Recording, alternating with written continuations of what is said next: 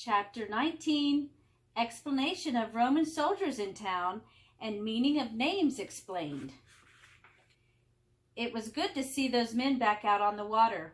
The fishermen finished building their new boat with a lot of help from Jesus. Fortunately, the equipment from the other boat was saved, so they were able to use the old equipment and didn't have to purchase new.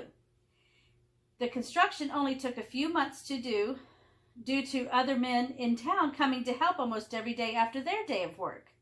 But Jesus helped them every day.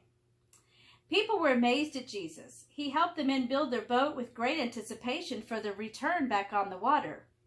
Other boys at his age of 14 would be entertaining themselves with playing their games or watching the Roman soldiers practicing their drills. But Jesus told more than one person how important it was to get those men back on the water to do their job. He recruited a lot of help with his advice. Jesus was certainly wise beyond his years. It must have been all the time he spent in prayer with his heavenly Father. His earthly parents, Mary and Joseph, were godly people who guided Jesus in earthly matters. Teaching Jesus manners and priorities were common everyday lessons. Preferring others rather than pushing for his own way was part of Jesus' personality. Children loved Jesus too. They were constantly pestering him to tell them stories. He was a great storyteller. Our little Amos loved Jesus' stories and was still and quiet while he listened. From the scriptures, he would tell them epic stories about Moses and Noah and other prophets. I was able to hear him tell our family about Jonah, and the big fish the day we rescued the men from the sinking ship.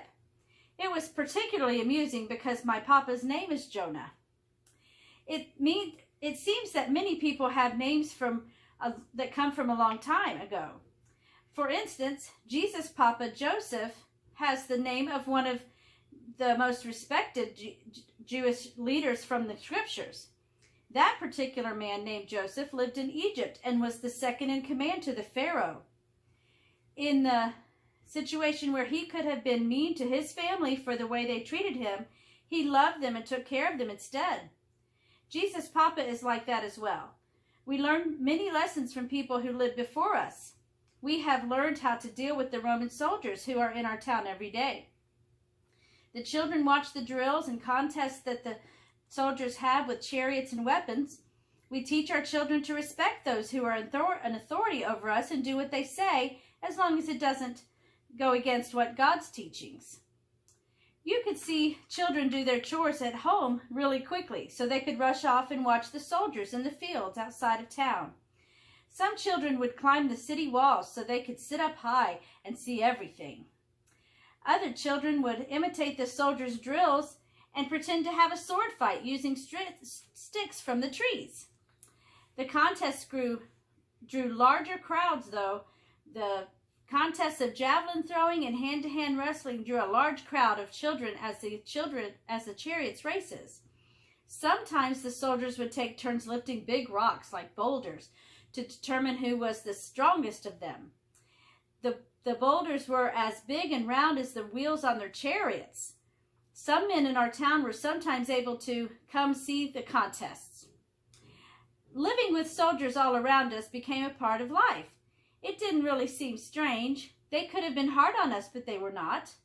They were in our town to see that we remained safe from attacks from other armies who might come into our city and take over. Their job was to make sure that King Tiberius Caesar remained the king. So they watched over us also to see that we went about our daily lives and didn't try to overthrow the king. They certainly weren't about to let us have another king.